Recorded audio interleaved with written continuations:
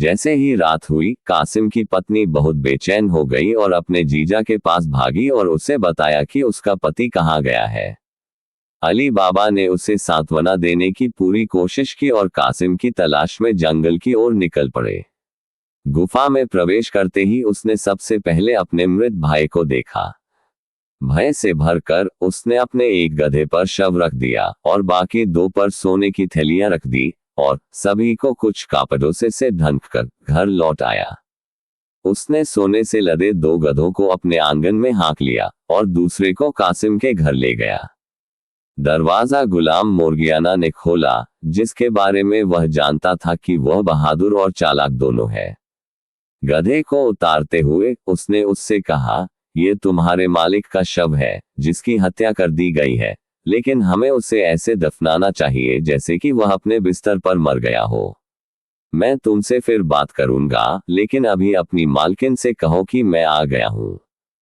कासिम की पत्नी अपने पति के भाग्य के बारे में जानकर रोने लगी, लेकिन अली बाबा ने उसे अपने और अपनी पत्नी के साथ रहने की पेशकश की, अगर वह उसकी सलाह मानने और सब कुछ मोर्गियाना पर छोड़ने का वादा करती। इस पर वह सहमत हो गई और उसने अपनी आंखें सुखा ली। इस बीच मोर्गियाना ने एक औषधालय की तलाश की और उससे कुछ जड़ी बूटी मांगे। मेरे बेचारे स्वामी, उसने कहा, न खा सकता है, न बोल सकता है, और कोई नहीं जानता कि उसका स्वभाव क्या है।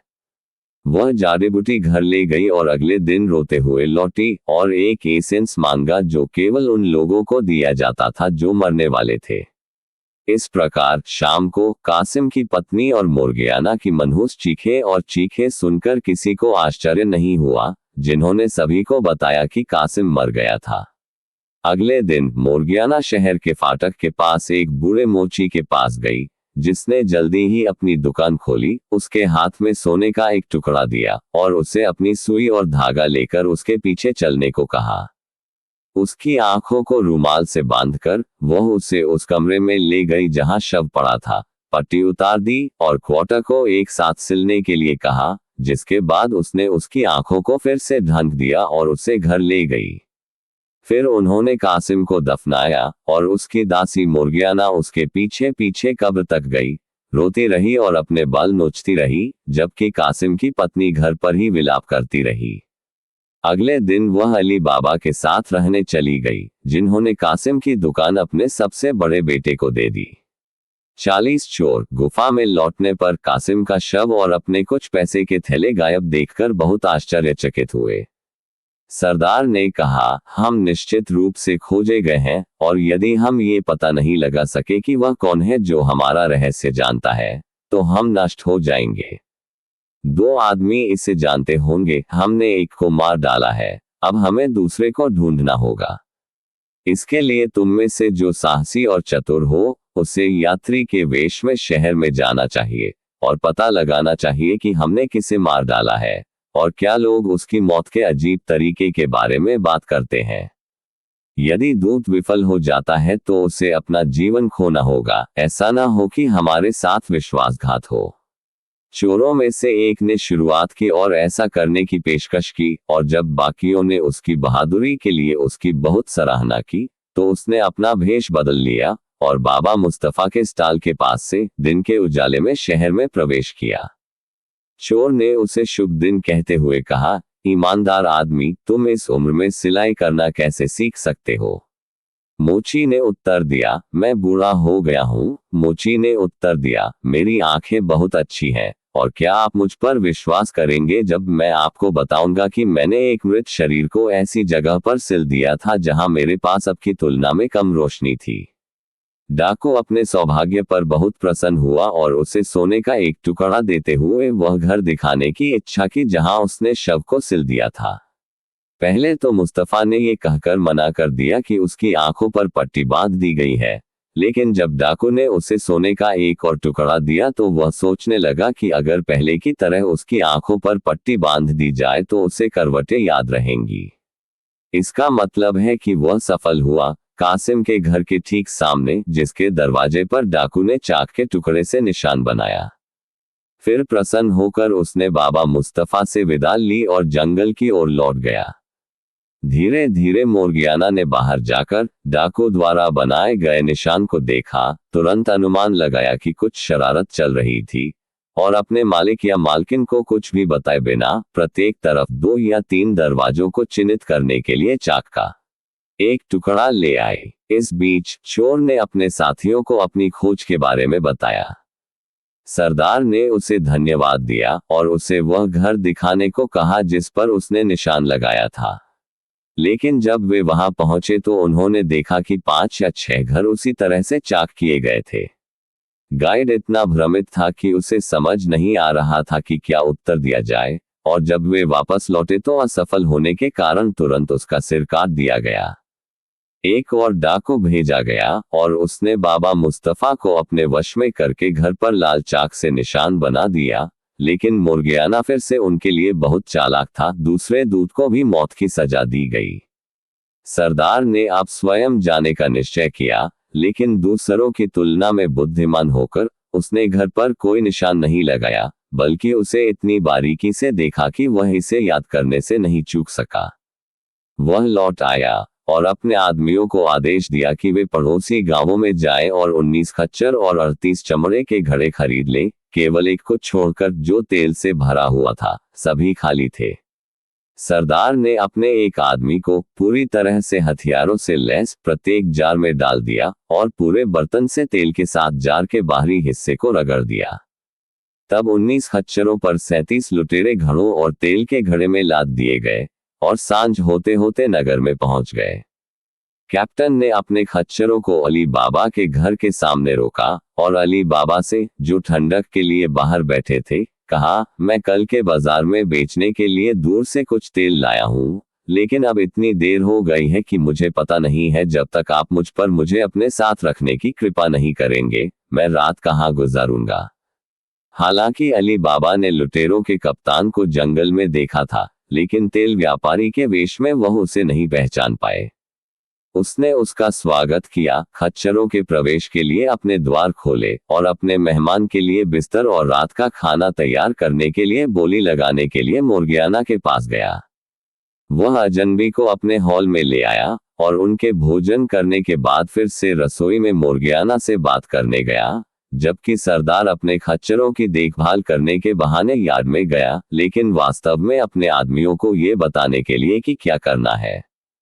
पहले घड़े से शुरू करके आखिरी पर खत्म करते हुए उसने हर आदमी से कहा, जैसे ही मैं उस कक्ष की खिड़की से, जहां मैं लेटा हूं, कुछ पत्थर फेंकूं, अपने चाकुओं से घड़ों को काट देना और बाहर आ जाना, और मैं बाहर आ जाऊंगा आपके साथ एक प्रयास में। वह घर लौट आया और मोर्गियाना उसे अपने कक्ष में ले गया। फिर उसने अपने साथी दास अब्दुल्ला से कहा कि वह अपने मालिक के लिए, जो सो गया है, कुछ शोरबा बनाने के लिए बर्तन पर रखे। इतने में उसका दीपक बुझ गया और घर में तेल न रहा। बेचैन मत होइए, अब्दुल्ला ने कहा, आंगन में जाओ और उन जार में से कुछ ले लो। मोर्गियाना ने उनकी सलाह के लिए उन्हें धन्यवाद दिया, तेल का बर्तन लिया और आंगन में चली गई। जब वह पहले घड़े के पास आए तो अंदर डाकू ने धीरे से कहा, क्या समय हो गया है। मोर्गियाना के अलावा कोई भी अन्य दासी जार में वांछित तेल के बजाय एक आदमी को पाकर चिल्लाती और शोर मचाती, परंतु उसने ये जानते हुए कि उसका स्वामी खतरे में है, अपने मन में एक योजना सोची और चुपचाप उत्तर दिया, अभी नहीं, परंतु अभी। वह सभी घड़ों के पास गई और एक ही उत्तर देती रही, जब तक कि वह तेल के घड़े के पास नहीं आ गई। अब उसने देखा कि उसके मालिक ने एक तेल व्यापारी का मनोरंजन करने की सोचकर 38 लुटेरों को उसके घर में घुसने दिया था। उसने अपना तेल का बर्तन भरा, वापस रसोई में गई और अपना दीपक जलाकर फिर से तेल के बर्तन के पास गई और एक बड़ी केतली में तेल भर लिया। जब वह उबल गया तो वह गई और हर जार में इतना तेल डाल दिया कि अंदर के डाकू को दबाकर मार डाला जा सके। जब यह बहादुरी भरा काम हो गया तो वह रसोई में वापस गई, आग और दीपक बुझा दिया और इंतजार करने लगी कि क्या होगा। पौन घंटे में लुटेरों का सरदार जागा, उठा और खिड़की खोली। जब सब शांत लग रहा था, उसने कुछ छोटे कंकड़ फेंके जो जार में लगे।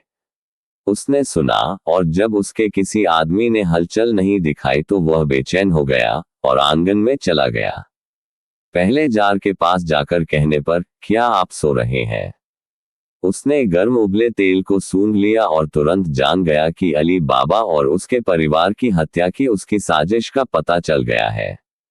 उसने पाया कि पूरा गिरोह मर चुका है, और आखिरी जार से तेल गायब होने के कारण उसे उनकी मौत के तरीके के बारे में पता चल गया। फिर उसने बगीचे में जाने वाले दरवाजे पर ताला लगा दिया और कई दीवारों पर चढ़कर भाग निकला। मोर्गियाना ने ये सब सुना और देखा और अपनी सफलता पर खुशी मनाते हुए बिस्तर पर जाकर सो गई। भोर होने पर अली बाबा उठे और तेल के घड़े अभी भी वहां देखकर पूछा कि व्यापारी अपने खच्चरों के साथ क्यों नहीं गया। मोर्गियाना ने उसे पहले जार में देखने को कहा और देखा कि क्या वहां कोई तेल है। एक आदमी को देखकर वह घबराकर वापस जाने लगा। डरो मत, मोर्गियाना ने कहा, वह आदमी तुम्हें नुकसान नहीं पहुंचा सकता, वह मर चुका है। जब अली बाबा अपने आश्चर्य से कुछ हद तक उभरे तो उन्होंने पूछा कि व्यापारी को क्या हुआ है। व्यापारी, उसने कहा, वो मुझसे ज्यादा व्यापारी नहीं है। और उसने उसे पूरी कहानी बताई और उसे आश्वस्त किया कि यह जंगल के लुटेरों की साजिश थी, जिनमें से केवल 3 ही बचे थे, और सफेद और लाल चाक के निशानों का इससे कुछ लेना देना था। अली बाबा ने तुरंत मोर्गियाना को ये कहते हुए आजादी दे दी कि वह उसके जीवन का ऋणी है। फिर उन्होंने शवों को अली बाबा के बगीचे में दफना दिया, जबकि खच्चरों को उनके दासों द्वारा बाजार में बेच दिया गया।